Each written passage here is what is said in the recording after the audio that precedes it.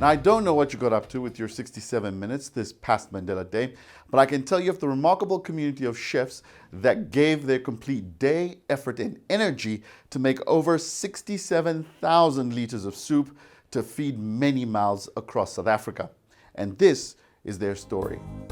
So Chefs of Compassion came together in early April this year. It's from the effects of the lockdown and the pandemic that we were facing.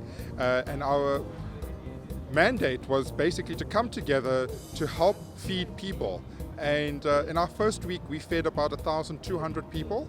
And now, 12 weeks later, we have been feeding between 60 to 65,000 meals a week. So it just shows you how the need for meals has increased. So we took the magic number of 67 that's surrounded with Mandela Day, and we said we're going to do 67,000 litres of soup, and that's going to equate to 268,000 people that are going to be benefiting from the soup today. Cooking, it's part of my life, and then I got a great opportunity today that I had to help people, so I took it as a great chance for me to show love to the ones that are in need.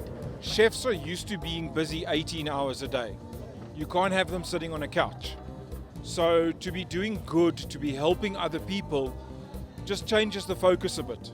And it's been incredible just to see people going, wow, thanks for the food, and just helping out a little bit. I mean, what we're doing is so little, there's just such a great need, but it changes your attitude towards life and you stop feeling sorry for yourself and help other people. 90% of this business, which I'm a shareholder of, has gone down, and that's no good. Imagine one day you're making 100 Rand and the next day you're making 1 Rand. So that's exactly what we're feeling. But the beautiful thing is we've had some donations out there and contributions that have helped us to keep staff afloat, to keep the business afloat, to keep rents paid, to keep cars paid, to keep insurances paid. We haven't had much support from big entities, but we've had the likes of Eat Out and Food 24 and so forth, so they've helped us quite a lot. Main things I've discovered in the last 3 months during COVID is that solving for hunger is not actually a food problem, it's an access problem. There's places that have access food, so there's too much, and then there's places that need access to that food. So one of the things we discovered when the shutdown happened, a lot of restaurants, hotels had food in their walk-in freezers, right? So the food was there, but it was obviously required on the one side. So the biggest part of that is just managing the information, so who's got, who needs. And if you can do that seamlessly, you can solve for most of the food issues.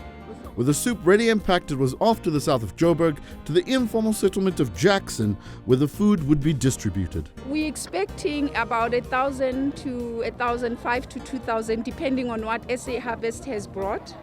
But this community in general, we've got plus minus 6,000 people living in this area.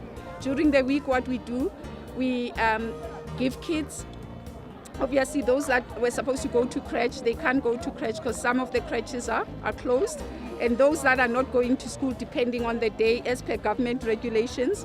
So they come and queue up during the day, Monday to Friday. And then we give them whatever we get from SA Harvest and whatever the church, Rema South Family Church provides. And then we distribute to them and they go home. So we do this every day since lockdown started. Despite the challenges we're facing, I mean, we think that we're facing, such tremendous hardships, but when you actually start looking at other people who are actually worse off than you are, some people that we are feeding at the moment used to only have 2 meals a week. 2 meals a week, considering that an average person eats 3 meals a day.